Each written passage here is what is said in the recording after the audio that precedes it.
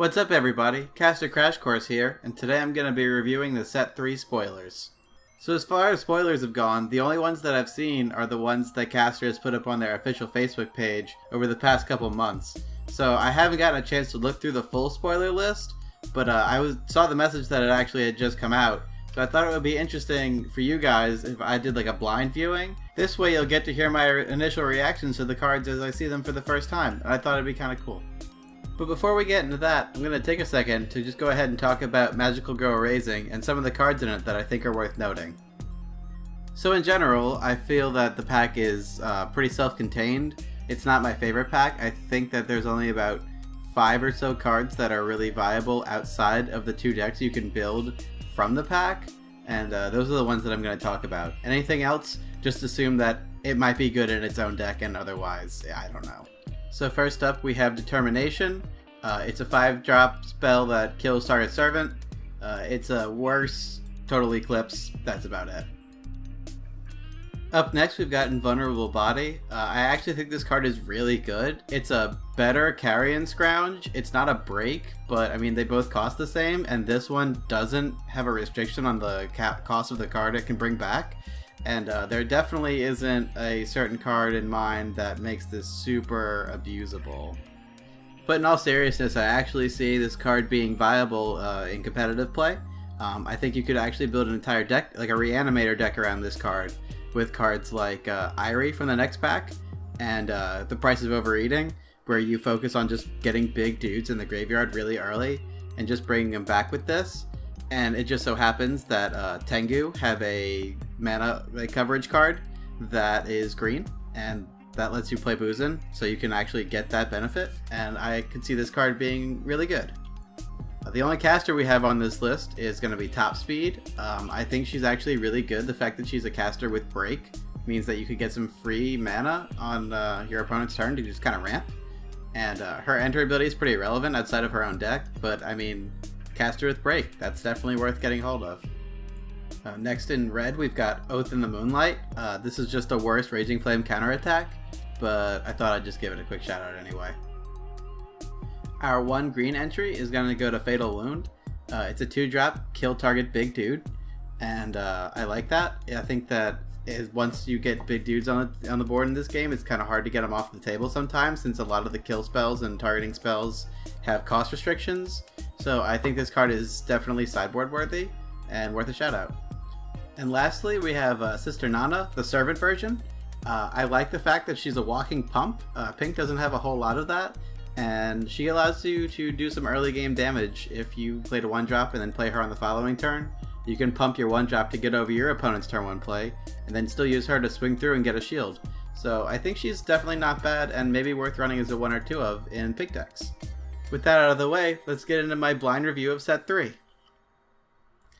Alright, so up first we have Irie. This is a card that I had already seen on Facebook, and I think this card is excellent. Her first effect is put the top 3 cards of your deck into the graveyard, and then also you can banish a servant and put target servant from an allied graveyard into your hand. Immediately, this card makes me think of the new structure deck that's coming out, and how they want to have a lot of earnest cards in the graveyard really quick to kind of accelerate their plays, and I see this card definitely being played in there.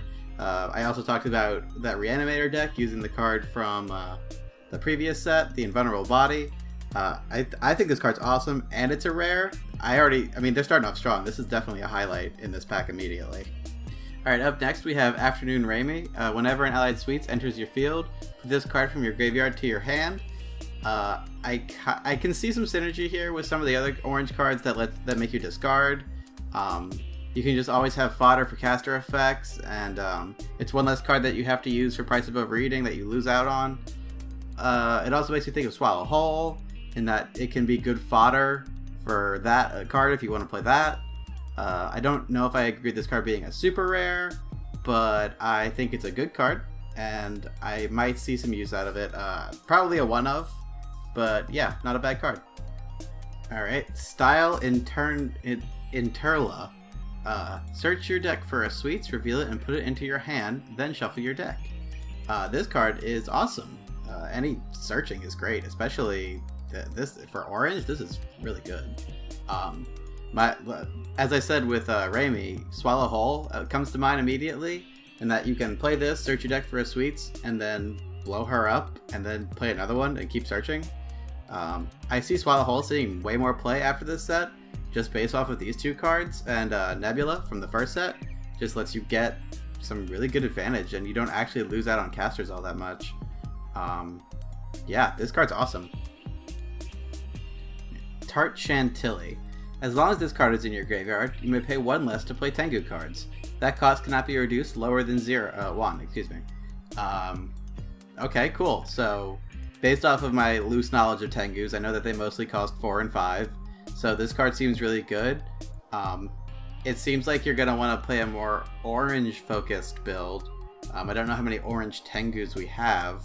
I know that there's a pink and a purple, and I think a green. I'm sure there's more. I mean, I'm going to see them in a minute.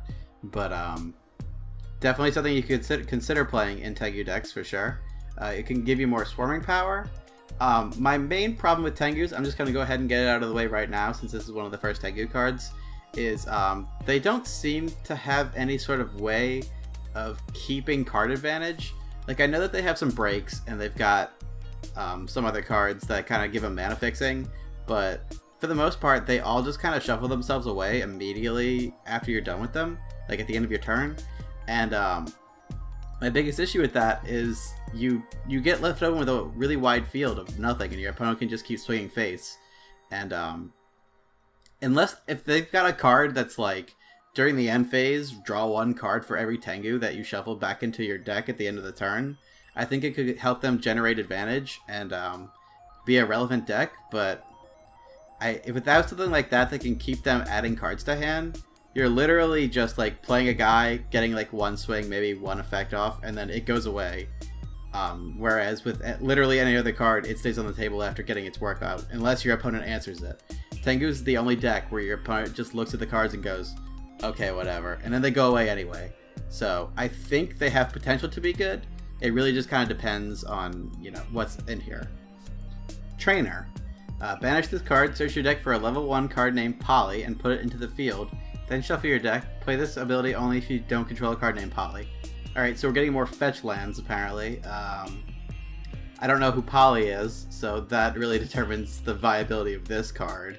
So, yeah. Alright, we've got our first servant, Crunchy Crunchy Rusk. She's a 1-drop orange 0/500. I don't know what a rusk is, but, A rusk is a hard dry biscuit or a twice-baked bread. It is sometimes used as a baby teething food in the United Kingdom. The name of the food refers to the wheat-based food additive. Okay, well, that answers that. I'd like to see more 1-drop orange for Orange Pecco. I think that makes it pretty good. It gives her more targets.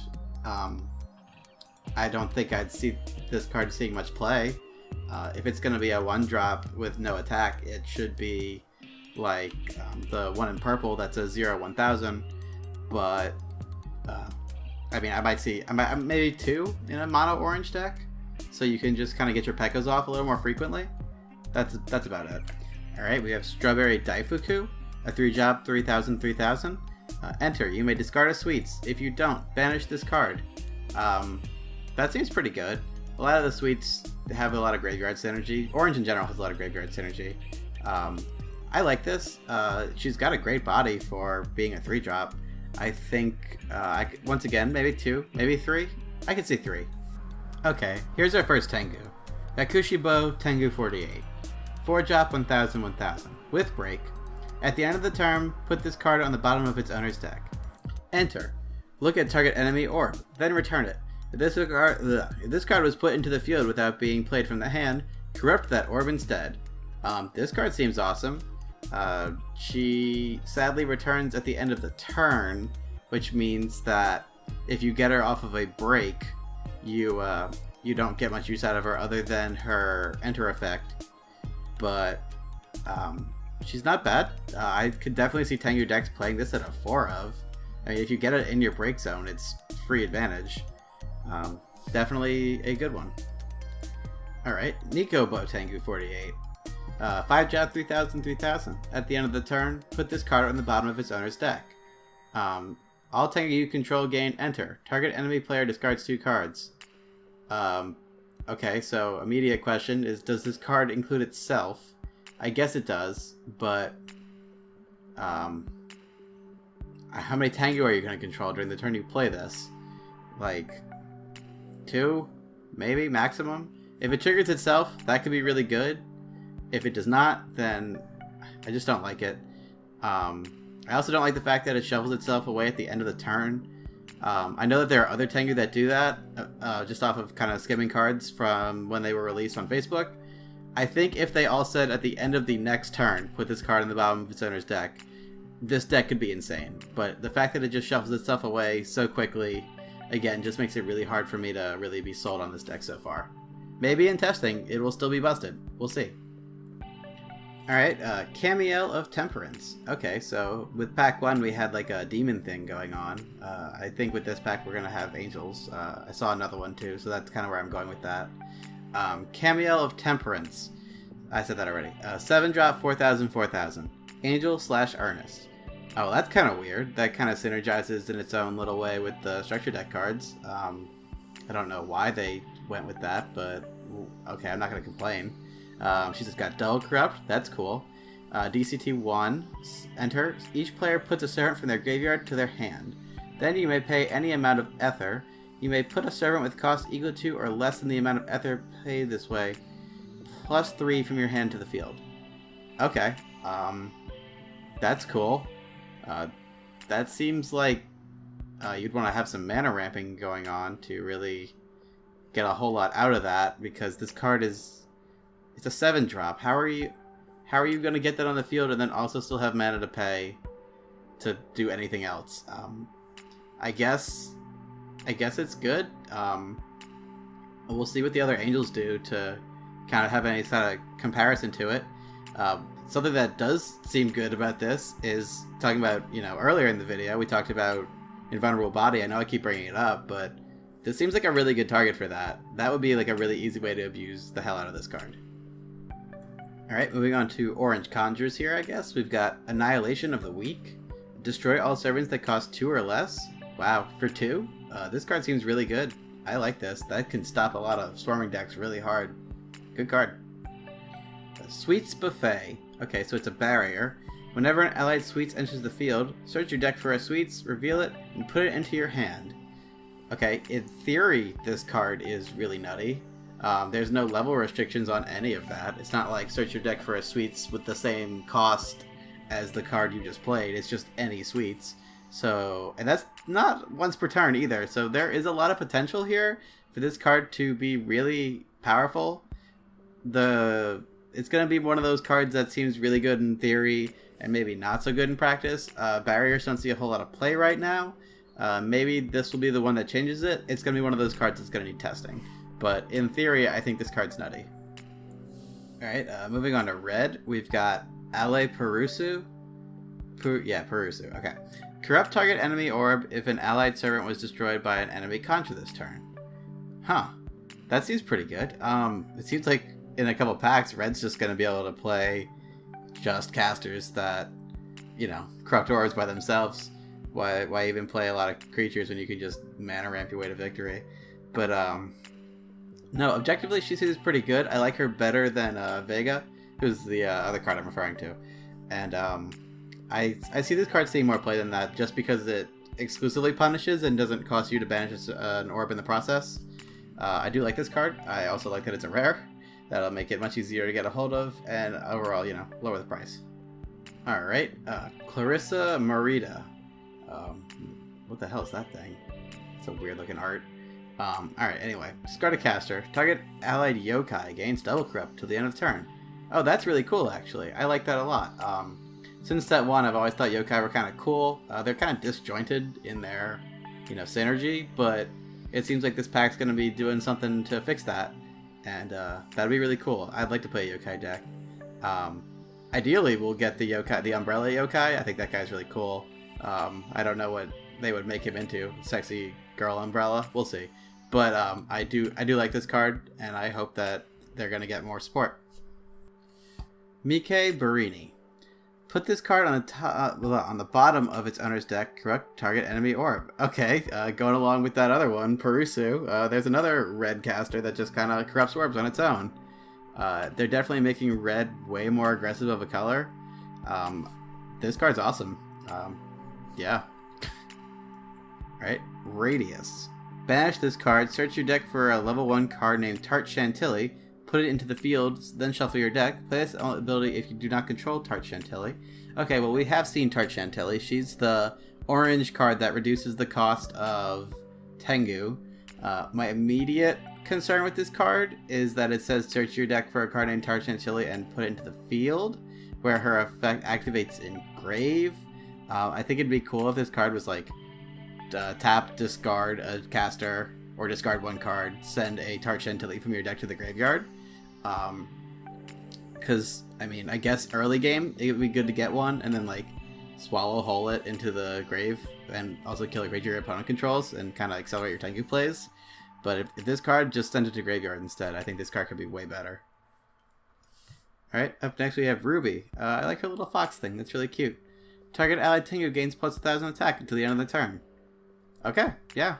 Good generic Tengu support. I guess that means we're getting a red Tengu too. Alright, let's see what that is. Holy Jesus, they really decked her out. Alright, Little Red Riding Hood. She's a yokai for some reason. I'll take it. 2-drop 5/5. That seems a little weak. Enter, target any number of enemy servants. Discard your hand. Alright. If the total cost of servants targeted this way is equal to or less than the amount of cards discarded, destroy them. Okay, hang on. Discard your hand if the total cost of servants targeted this way is equal to or less than... How are you going to have enough cards to make this viable? Because, like, if your opponent has, like, 2 guys that cost 5, you're pitching 5 cards to be a board wipe, and, like, that... There's already a... Okay, no, I don't like this card. I think the artwork is ridiculous. I like it a lot, and I guess she's a yokai, so that's cool, but that effect is just trash. If it said discard any number of cards, I'd say, like, yeah, maybe, but losing your whole hand? Jesus, no. I know it's a minigun, but, like, calm down. Alright, now we have Bloom Lady. 3-drop 1,000, 1,000. Yokai. Enter. Discard your hand. Then draw the same number. Okay, so yokai are getting a theme of discard everything. At least this time you can just use it as cycling to kind of draw into some better cards. Immediately, I think of Tart Chantilly and using this to get some engrave early. Maybe they want you to play like Tengu yokai just as like one deck. That'd be interesting. The one thing that I'm most excited about this card is there's no Ash Blossom in this game like there is in Yu-Gi-Oh! So if you discard your whole hand, you don't not get to draw back the same number. It's okay. It's kind of like Miyu's effect, like the level 2 Miyu, except you can get it off more easily instead of having to just like get the level 2 Miyu off. So maybe it's good. I don't know, man. It's got potential. Okay, we have our first red Tengu, Ajari Tengu 48, 4,000. 4-drop, 1,000, 1,000. Break, at the end of the turn, put this card on the bottom of its owner's deck. Immediately same problem as the last one. Enter, put target servant with cost 2 less from an allied graveyard into your hand. If this card was put into the field without being played from the hand, put that servant into the field instead. Alright, well, maybe there's a 2-drop Tengu? I don't think there is, but at least from what I've seen. I don't hate it. It's definitely not as nasty as the orange one. Also, the recursion in red is a little weird, but I don't know. I don't dislike this card. I don't love it, though. Alright, now our 5-cost Tengu in red. Garen Bo Tengu 48, 3,000, 3,000. She's a Tengu-y. Tengui?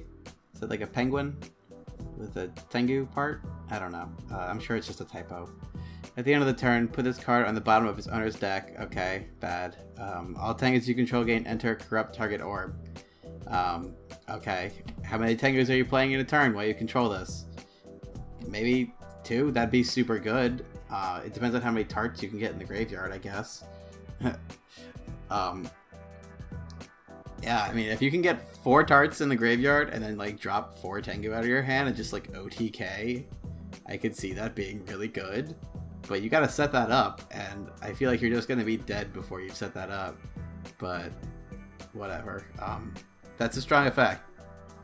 Alright, now we have our Red Angel, Raphael of Mercy. 7-drop, 4,000, 5,000. Double Corrupt, DCT 1, enter.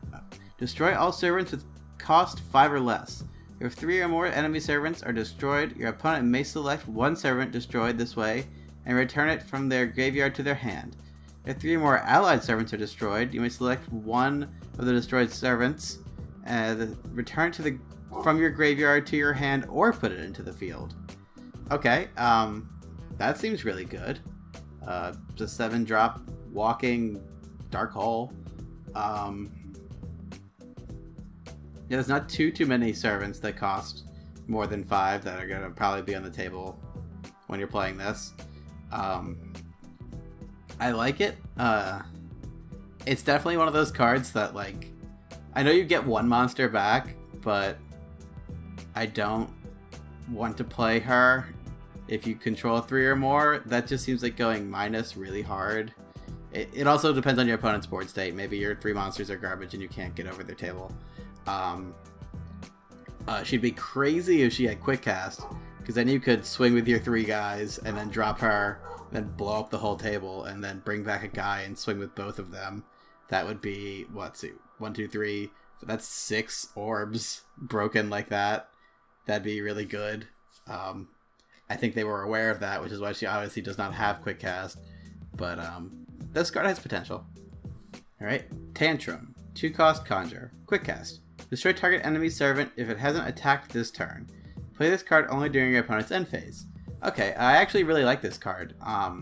That, in combination with Raging Flame counterattack, can play some serious mind games with your opponent when they see you have 2 red mana open, because they're going to be like, oh god, do I attack? Do I not attack? How's he going to kill my monster? I really like this card. I mean, Red's got hella aggression now. I see them being a much more viable deck, just like Red deck wins in every other game. But I like this card. I definitely like this card. Alright, up next we have the 3-cost Furious Collision. It's another Conjure. Put target allied caster into an allied servant zone. Okay. That caster gains Double Corrupt. At the end of the turn, put this card into its owner's hand and becomes a 5,000 allied servant. Wow. Okay. My immediate problem with the way this card is worded is put this card into its owner's hand and it becomes a 5,000 allied servant. What does it cost to put it back on the table? Does it cost 3 because this card costs 3? Does it cost 1 or 2 depending on the level of the caster?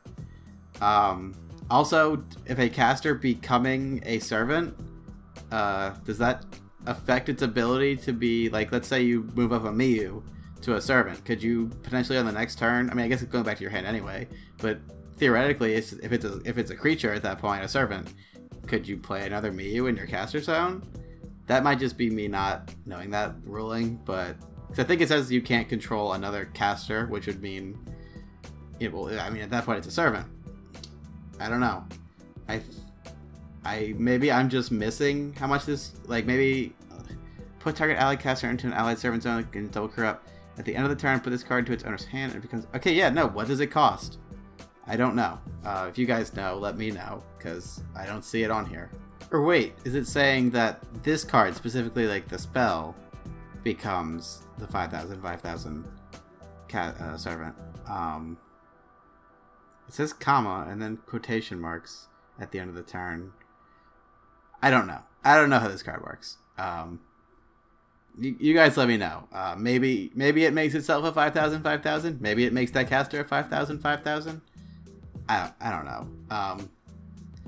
I mean, getting Double Corrupt for 3,000. I mean, for 3, and then getting a 5,000. Presumably, if it's this card for 3 off of 1 card, certainly not bad. If that's the way it works, that can be pretty good. I don't know. I'm just gonna skip this card for now. I'm not worried about it. If it's good, it's good. I'm fucking whatever. All right. After that headache, we have our green cards. Clear Benzin. Reveal this card from your hand. Put this card into your caster zone rested. Okay. Play this ability only if an allied caster named Clear Benzin was returned from the caster zone to their owner's hand this turn, and you don't control a Clear Benzin. This ability cannot be chased. Put this card into your hand. What? Play this ability only if an allied caster named Clear Benzin. So, okay, so if you bounce this card back to your hand, you can flash it back in. Citra Casey bounces casters. There's also that green one, Stella, I think is her name. Well, she was terrible before. Okay, I still think she's terrible now. And this card is weird. There's not enough of cards that bounce casters for me to think this card is good. I could see it being pretty good if it didn't say it came back into play rested. Because then you could, like, you know, tap it down and then use Stella if you wanted to. Or Citra Casey to, like, pump a guy and then flash it in and get a green mana back. And that wouldn't be bad. That would be, like, essentially not paying mana for Citra's pump for the turn, which is nice, but no. I don't think this card's good. I think it's weird. Alright, Sheer Gray. Produce one ether of any element. Send this only to play Tengu. Okay, so this is our Tengu mana fixer. This card is good. I like this card. I think I like it more for the Reanimator deck I was talking about earlier than actually for Tengu, but I think I just have a stigma against Tengu. I don't know, man. Definitely see this card seeing play at Tengu, though. I mean, obviously. Why wouldn't you play it, right? Alright, we have Vert Fries. Destroy target enemy servant if it has an attack this turn. Play this ability only during your opponent's end phase. Okay, cool. So it's like a caster version of Tantrum. And I see where they're going with this in green. I know that there's now going to be two casters with, Leaf is her name, and Lily Verde, that both give target enemies slow start. So you can, like, give enemy slow start and then destroy it with this. That seems pretty good.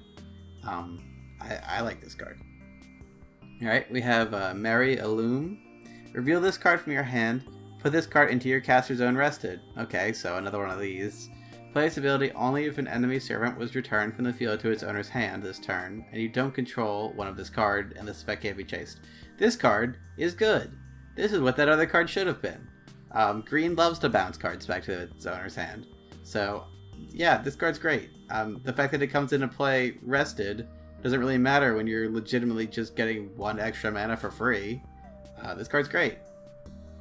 Alright, next we have Rochelle Descher, I would assume is how you say that. Banish this card, search your deck for a level 1 card named Clarissa Merida, and put it into the field. I guess this card's goodness level is based on how good Clarissa Merida is. Let me check right quick and see if we've already seen that card.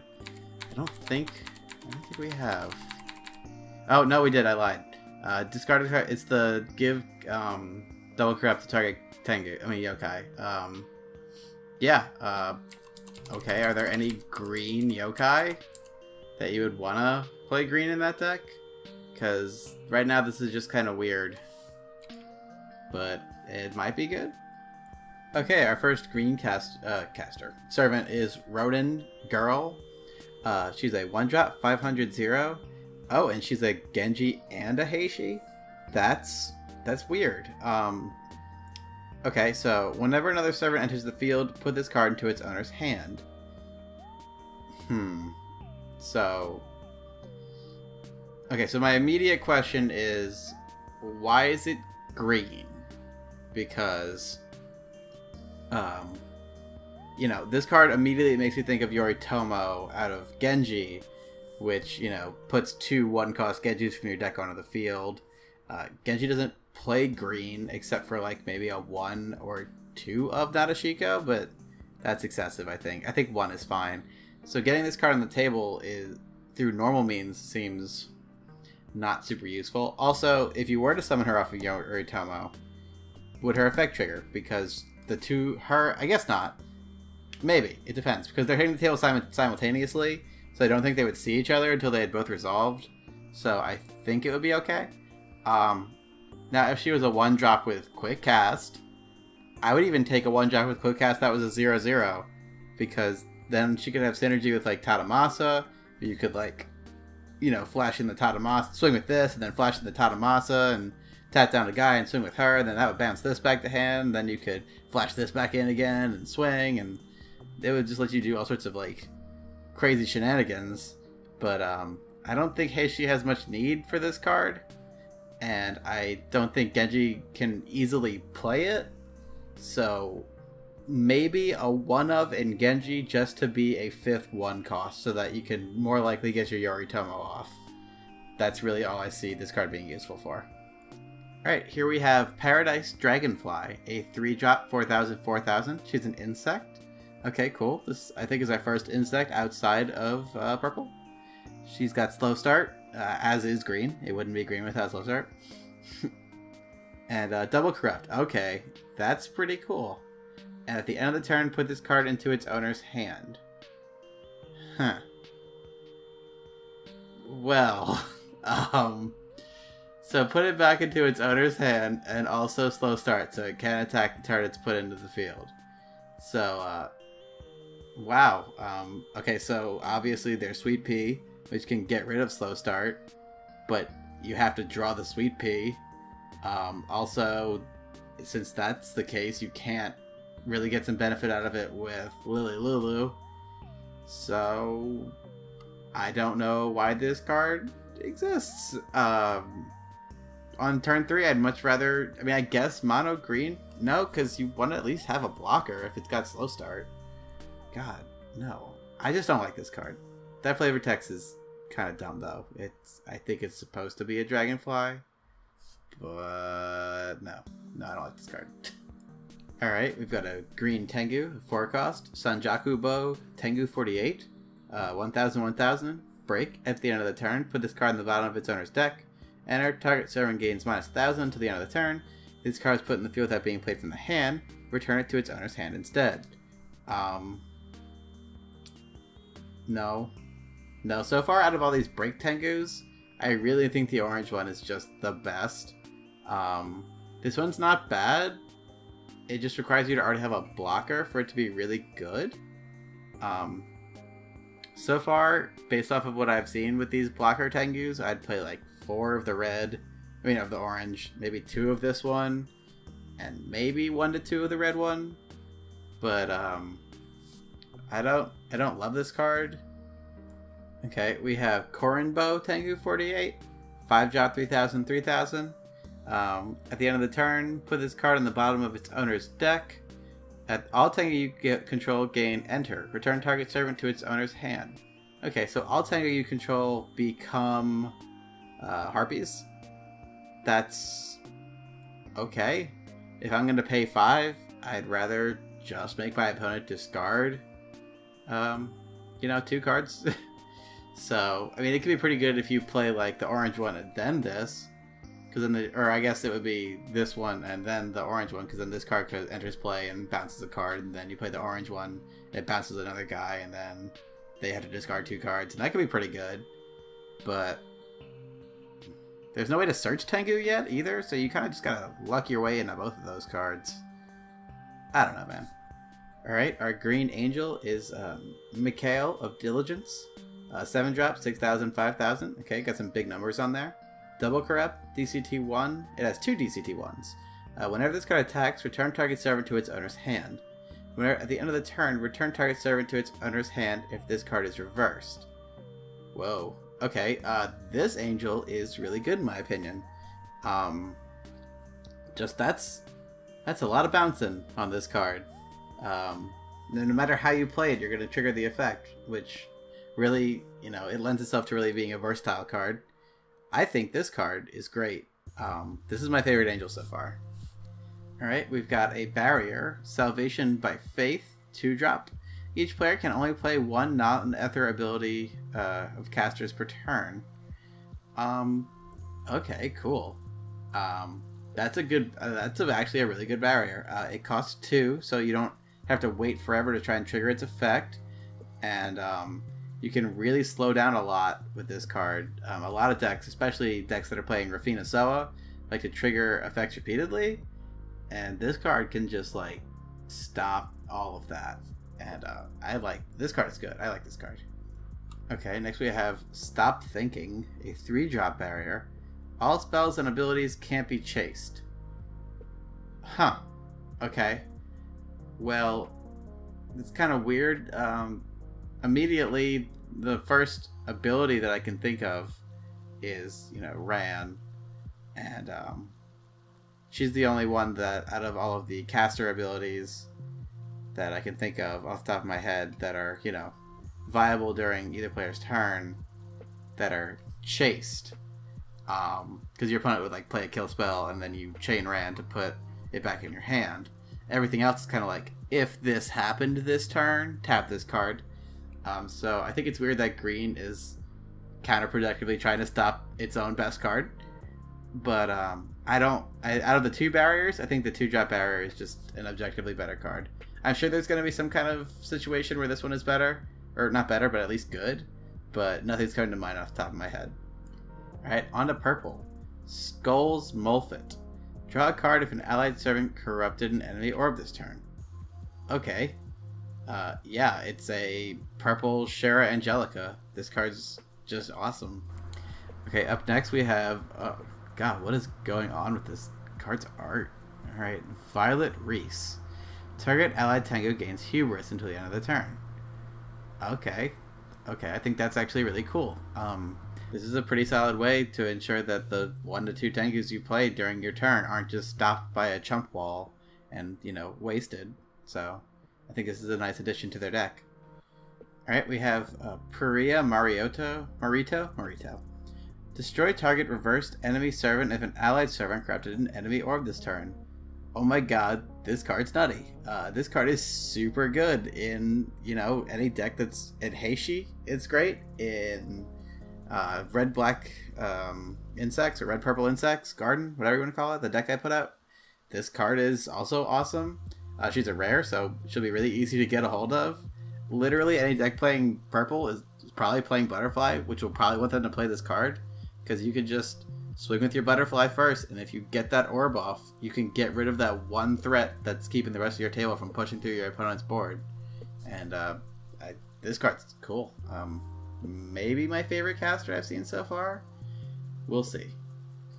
Okay, next we have Maga Sneak. Draw a card if an enemy servant if an enemy servant haven't attacked this turn. Alright. I love English. Play this ability only during your opponent's end phase. Okay, so it's pretty cool in that it doesn't say if your opponent hasn't attacked this turn. So as long as they have 1 defender, this card should be able to trigger, and you can get a free draw off of your opponent not going fully aggro. So I do like this card. I think she's definitely worth playing at a 1-off. Okay, we have Mechi Rizzle.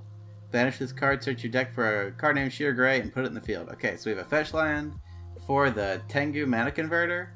I think that's actually the first fetch caster that is actually worth playing. Just the fact that it opens so many possibilities on future plays for Tengu. Yeah, I could see it being played at a 1-of with 2 Sheer Grays in your deck. Okay, so our first servant in purple is Sadistic Queen. She's a 4-drop, 3000/0. She's a yokai. I don't think there's any other yokai in the previous sets that are purple. Okay, sure. Does yokai also get a mana fixing card? They didn't get one in green, so it's weird that it's purple. She has hubris. That's her only effect. Honestly, I don't think this is the card yokai needed or deserved. If you're gonna play purple, since you don't have a mana fixing card so far, just play butterflies. It gets out faster, and then also can protect itself, where this card doesn't. If you're gonna play, I think Mantis is just a better card than this for 4 in purple. I don't think this card's great at all. Okay, now we have Rikubo Tengu 48. She's a 4-drop, 1,000. Break at the end of the turn, put this card in the bottom of its owner's deck. Enter, rest target servant. If this card is put into the field without being played from the hand, destroy it instead. Okay, yeah. So now we're playing 4 of this and 4 of the orange one for sure. Because we want these in our breaks constantly. The green one and the red one, 2-drop, like maybe a maximum of 2 of each of them. Their effects are just so mediocre comparatively to these two. Okay, now we have Arrogant Murasaki. She's a 5-drop insect. Okay, at least it's an insect in the right color this time. She's 3,000 with Hubris. Okay. And this card cannot be attacked by servants or targeted by conjures while rested. So she's like a big scary butterfly to go with your, regular scary butterflies. This card is infinitely better than Sadistic Queen, even though it costs more. Imagine hitting this off of Lily Lulu. Like, this card can be devastating, because not only can it protect itself, it's also got a really good body. Like, even if you want to put it in, if your opponent forces it into reverse mode, it's still not just going to go down. Easily, at least. This card's awesome. And it's a common? This card's nutty. Alright, Chikugobo Tengu, 48. 5-drop, 3,000. Tengu. At the end of the turn, put this card in the bottom of Sarah's deck. All Tengu you control gain enter, destroy target rested enemy servant. Well, she's kind of situational in that they have to be rested. If it just said, all Tengu you control gain enter, destroy target enemy servant. It could even say enter enemy servant that costs, I don't know, what does Mantis say? 4 or less? That'd be fair. 3 or less? That'd be reasonable. Yeah, I mean, you might be able to trigger 2 of these in a turn if you've got some tarts in your graveyard. Right now, it kind of seems like orange-purple with, like, one other color is kind of the way, maybe green is kind of the way to go with Tengu. We still have, 3 more colors to go through, so we'll see. Alright, our Purple Angel, Zadkiel of Humility. 7-drop, 5,000. Double Corrupt, enter, banish any amount of servants you control. Target enemy player banishes an equal amount of servants. No. I think this card is the worst angel yet. Raphael, the red one, just does the same thing better. I mean, I know you don't get to control how many of your own servants get destroyed, but I mean, if you play her for 7 and you don't banish any servants you control, or if she's the only card you have on the field, then like you don't get any advantage off of this card. She's definitely the weakest we've seen so far, and my least favorite. Our first Conjurer in purple is Arrogance. It's a 1-cast, quick cast, destroy target enemy servant if it costs less than the highest cost servant you control. Okay, well that's situational, but it's not bad. It's kind of the kind of card I would see in like a side deck, just because it can't really be as viable until you really know what your opponent's playing, to see how much higher your guys' costs are, but it's not bad. It has potential. Alright, up next we've got Civil Attitude, 2-cost barrier. Allied casters cannot be targeted by enemy spells or abilities. Okay, that in theory is really good. How many enemy abilities target your casters? This card, I can't think of any off the top of my head. I mean, I'm sure I'm missing something, but this card kind of seems like it was printed to be preventative of problems in the future, rather than not having it out when they start making cards that are like 5 cost, destroy target enemy caster. Alright, we're off to yellow, and we've got Serenity Insania. Tap, play enter ability of target Tengu. Oh, okay, this card's actually really good. This suddenly makes Tengu way more viable just by existing. The fact that you can kind of trigger their effects twice is super good. Okay, up next we've got Terija Anazui. She says, cancel target ability of an allied cryptid. Okay, I'm not gonna lie, I can't think of what any of the cryptids do off the top of my head. I know that they've been around for a little while now, but like, I don't think any of them see play. Like, maybe some of just like the beatstick ones, like at the lower levels? I don't know. Maybe there's some kind of crazy cryptid that's like do something like discard your whole hand, or don't if you don't lose the game. I don't know. But it seems like it's got potential. It kind of depends on what cryptids are out there. Alright, up next we've got Toto Anima Suto. She's probably from Egypt. That's just a guess. Banish this card, search your deck for a level 1 card named Puria Marito, and put it into the field. So it's a fetch for a card that I can't think of. No, wait, that's the purple one that is my favorite caster in this set. Yeah, this card is... Okay, is black-white going to be a deck now? I think it could be. I don't know. Maybe it's worth testing. Halulu. Discard a caster. You may pay 2 less to play your next conjure this turn. This card cannot be reduced lower than 1. Okay, that card's awesome. Immediately, cards that I can think of that cost 3 that are good conjures are Magic Paper and Invulnerable Body. I know this is like the 100th time I've talked about this video, but I mean any other 3-cost card that's not coming to mind, it just makes them cost 1. I know you gotta discard a caster, but that's really not a bad ability, especially something like Magic Paper, where this card essentially says discard 1, draw 3. That's a good card. Alright, we have Lil Laurier. Draw a card if an allied spell or ability corrupted an enemy orb this turn. I can't think of any spells that corrupt orbs currently, but this card says if you're playing red with all the cards that banish or corrupt your opponent's orbs, draw cards off of it. It kind of seems like they're trying to build red-yellow into a really aggro deck. I think this card is good. I like it. Alright, we have Cash Cat. She's a 1-cost 0/500 yokai. Enter, each player draws a card, and then enter, look at target enemy orb, then return it. Okay. I like this card. She's another 1-drop for yokai. She's arguably just a better Pentachi. She doesn't have an attack stat, but I mean, that's okay. You're getting to draw an extra card, so she's replacing herself even if she gets run over. I think this card is pretty good. Okay, next we have Goblin Moneylender. 2-drop, 3,000. Enter. Play rock, paper, scissors with target enemy player. The winning player draws 2 cards. Last words. Play rock, paper, scissors with target enemy player. The loser discards 3 cards. Wow. I hate this card. This is immediately the kind of card where it makes me think of that caster a second ago. That was like, cancel target ability of a cryptid.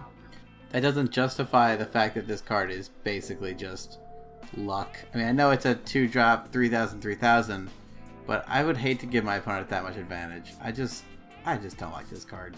Because you know every time you play it, they're going to draw 2 and you're going to have to discard 3. Alright, now we have Dandokubo Tengu 48. 4-drop, 1,000 break. At the end of the turn, put this card on the bottom of its owner's deck. Enter. Draw a card. If this card is put into the field without being played from hand, draw 2 cards. Okay, cool. So now we have a Tengu that's kind of like the edition I was talking about, where you can at least get some advantage off of it. I like this card. I think maybe yellow would be the 3rd color in Tengu. I don't know, but I like this card. Alright, our next Tengu is Zenkibo Tengu 48. She's a 5-drop, 3,000. At the end of the turn, put this card on the bottom of his owner's deck. All Tengu you control gain enter. Put a card from your hand to the allied orb zone face down as an orb. Okay, I actually hate this card. The reason being, normally cards like this are pretty good because you can guarantee yourself a break, but my problem with this is that Tengu are like already sending themselves away at the end of the turn. So this card says, I mean, I know you're going to ideally put a break Tengu in your break zone, but I just think that like you're already losing so much advantage every time a Tengu goes away at the end of the turn that this card is maybe not worth playing because you're just minusing 1 more card. Okay, up next we've got this Yellow Angel, Cassiel of Charity, 7-drop, double corrupt, 5,000, 3,000. Whenever this card attacks, put a card from your hand into an allied orb zone face down as an orb. This card I think is really good, especially in yellow-orange orb control. I could see this card being played at a 1 of, maybe a 2 of. It lets you consistently put orbs into your orb zone without having to constantly bounce the Bombadon back to the hand. But Bombadon does put 2, So maybe there's like a 1-in-1 kind of thing you could do here. Or maybe 2 Bominons, 1 Cassiel, or maybe 2 Cassiels, 1 Bominon. I don't know. It's something worth playing with, though. I think this card is a strong addition to that deck. Okay, now we have Scrounge. It's a 3-drop break. Put this card from your put a card from your hand into your allied orb zone face down as an orb. Don't we already have a break that does this? Maybe it's from the top of the deck instead, but I think yellow already has a break that does this, and it also costs 3. I think that one might be a little bit better. I mean, I know with this one you can kind of like control what's going into your break zone, so maybe this one is better, but I don't know. I'm not in love with this card. Alright, up next we have Starting Anew. Okay, this is a 5-drop conjure. Discard your hand and take an extra turn after this one. Remove this card from the game as it resolves. Oh my. Alright, I think it's a little early to be putting in cards that make you take extra turns, but it does cost 5, and you have to discard your whole hand. You will have at least 1 card in hand, though, when you draw for turn. I don't know. This just seems like a win more card. Like, you're gonna pay 5 to play this to like swing with your dudes and pray your opponent doesn't break your whole table with breaks, and then you draw your 1 card. Like, if this was quick cast, it'd definitely be too good, because then you could like know whether or not it's safe to play this card. So as it is, I don't think this card's worth playing like at all. Okay, moving on to blue, we've got Aquacronus. Draw a card if you have less cards in your hand than your opponent. Okay, no, this card's just really good. You go first and you play this and tap and draw a card, like immediately gaining resources. Blue, I think, has been severely shafted in the past in this pack, or in this game, and I think this is definitely a step in the right direction for blue. Okay, up next we've got Gabby Anchor. She's a fetch land for Terija Anazui. I don't think I've seen that one yet. No, I have. It's the yellow one that cancels cryptids. Okay, I guess yellow-blue cryptid could be a deck? I don't know. Yeah, I don't know. That's something I need to look into and do some testing on, but maybe there's potential. Okay, next we have Cuella Merenga. Banish this card, search your deck for a Tengu, reveal it, and put it into your hand. Okay, cool. So now Tengu have a way of searching cards. I was talking about that earlier, that maybe they had one and I didn't know. And here it is. It's a caster. I guess, I mean, you gotta sack the caster, but it's a way to search at least. And it's, you know, you can tap it for mana, because it doesn't say tap and banish this card, it just says banish this card. So you can at least get some use out of it during the turn you search. I think this is an excellent card, actually. I like this card. Alright, now we have Charles Thomas. As long as there are less allied servants than enemy servants, allied servants can't be attacked until the end of the turn. If reverse servants can't be attacked, the player may be chosen instead. Okay, so this helps you kind of generate your board state. I think this is a good card. I'm not seeing any sort of immediate, like, oh my god, yes, this card's awesome combos with this card, but I still think it is a good card, and it might be worth playing as a one-of in blue. Okay, next we've got Linearite. Draw a card if an enemy played an enter ability this turn.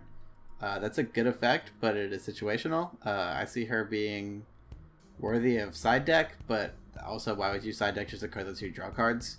So it puts her in kind of like a weird spot where I guess if you're playing blue, she's worth playing, but she's mediocre. Alright, up next we've got Baked Rice Cake. She's a 1-cost, 0/500 sweets. Last words, gain control of target enemy servant with cost of 1. Alright, there's like 8 things wrong with this card. First off, she's a 1-cost blue that is a sweets.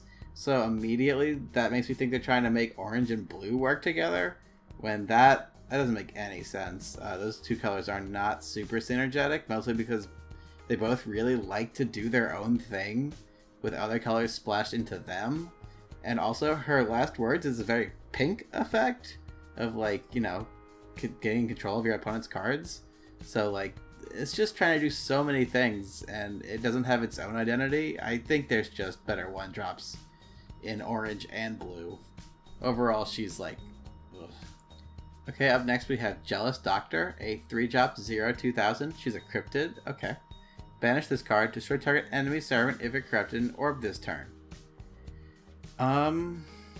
That's kind of cool. So it's like, it's a wall that lets you kind of, you know, if they're playing like, you know, that's what I'm looking for. If they're playing like something with hubris, and it goes around this card, it lets you punish your opponent for using hubris and, you know, dodging your walls. So overall, I think this is a pretty solid card.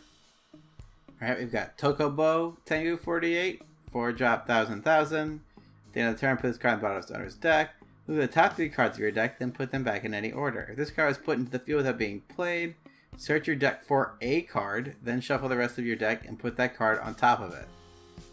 That's actually pretty good. My one complaint is that she doesn't just say search your deck for any one card, but maybe that'd be too good. That's not a bad effect, though. Alright, now we have Fukinbo Tengu 48. She's a 3000, 3000. Put her on the bottom of the deck at the end of the turn. All Tengus you control enter search your deck for an entity with the same name as target enemy entity. Okay, what a weird card effect. How often are you going to be controlling cards that also your opponent controls? And so much so that it would be an enter ability. I don't think this card's worth running. It's worth siding for the mirror, I guess. But since your opponent will like very rarely control Tengus at a point when this enter ability can trigger, unless you're forcing it to trigger off of that one caster, I think this Tengu is worth skipping. Okay, now we have Gabriel of Patience. She's the Angel for Blue. 4000, 4000, double corrupt. Last words. If target enemy player controls more servants than you do, return this card to its owner's hand. That's okay. If she said return this card to the field, I could see this card being incredibly good. But, you know, you're going to have to cast her again for 7. And I just don't think this card's worth it. This is also a more weak Angel. Alright, we have a 1-drop Cunning Earnest. Target enemy player reveals their hand. Okay, so on turn 1 you can know your opponent's next couple of plays. I don't think this is better than the other 1-drop Blue Earnest, which is the card in the starter deck that says search your deck for a caster and put it in your hand. If this card was like, I don't know, something like Scorn of Dark Alice from Forest, where it's like, pay 1 and look at your opponent's hand and discard a creature, or whatever, or however it works, I don't remember.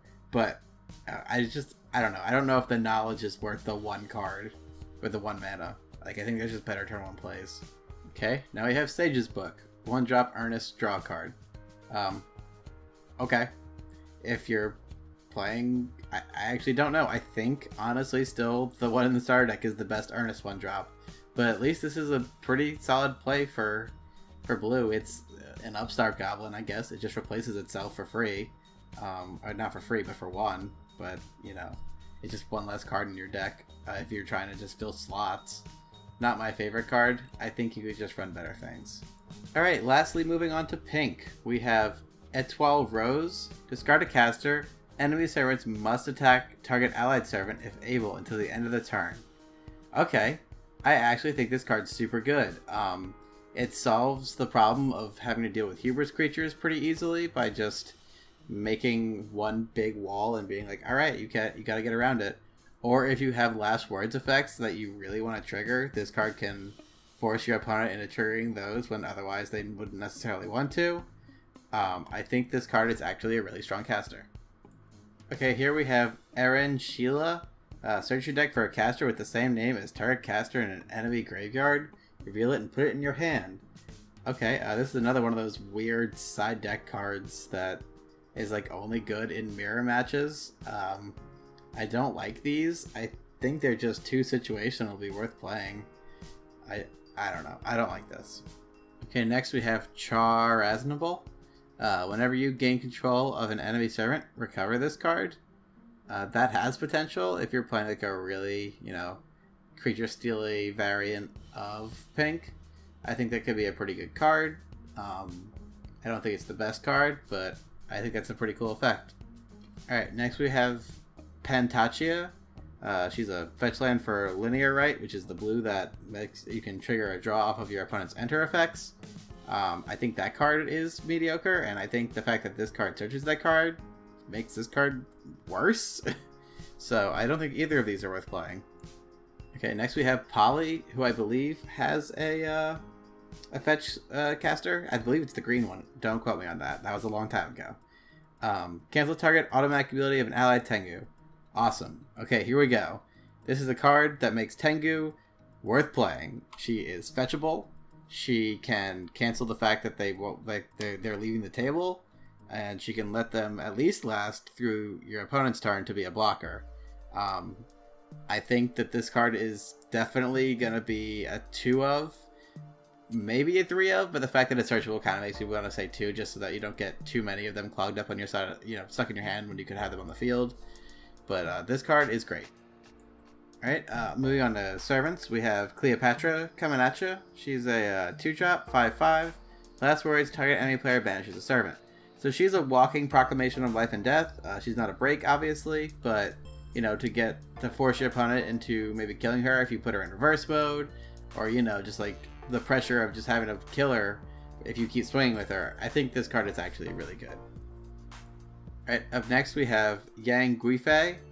She's a 3-drop, 1,000. Last words, put the top card of your deck into an allied caster zone face down as a caster. Okay, that's actually excellent, because now we have Tomachi, the 4-drop break that does the same thing. Plus we have this, and we have Citricasi. With all of that combined, Pink's got some serious mana ramp going on, and I think they can actually pull off some nasty stuff if played right, and I really like this card. Alright, we have Koza Kurobo Tengu 48. 4-drop, 1,000, break, and a turn put this card in the bottom of its owner's deck. Put target caster in an allied graveyard into your hand. If this card was put into the field without being played from your hand, if that caster is level 1 and you don't control a caster with the same name, put that card in the caster zone. Okay, cool. This card's awesome. There's not a whole lot to say about it, other than that might even see play outside of Tengu's just because of how strong that break is. Alright, up next we have Konkobo Tengu 48. She's the 5-drop, 3,000. At the end of the turn, put this card in the bottom of its owner's deck. All Tengu you control gain enter. Put target caster from an allied graveyard into your hand. I don't know how many casters you plan on getting in your graveyard so frequently that this card would be overly viable. I think that this card and the blue Tengu are the weakest of the 5-drops. But at least this one's a little bit better than the blue one. Alright, up next we have Anael of Chastity. Chastity. She's a 5,000, double corrupt. If there are no servants in your enemy graveyard, this card gains plus 2,000 attack and triple corrupt. Holy god. Okay, well, that as excellent as that effect is, I don't actually know how easy it is to keep servants out of your enemy's graveyard. I could see this being good against Tengu. So you could just be like, oh, okay, none of your creatures went to the graveyard up until this point. I'm just going to go ahead and win the game immediately with this one card. But it's situational, but I think if you can get it in the right circumstance, this card could be just absolutely devastating. Alright, next we have Cheer for Me. It's a 4-cost conjure. It's Earnest. Destroy target servant. If you do, reveal cards from the top of that servant's controller's deck until you reveal a servant. Put that servant revealed this way into the field. Shuffle all other servants, all of the cards revealed this way back into the deck. I don't necessarily see a point to this.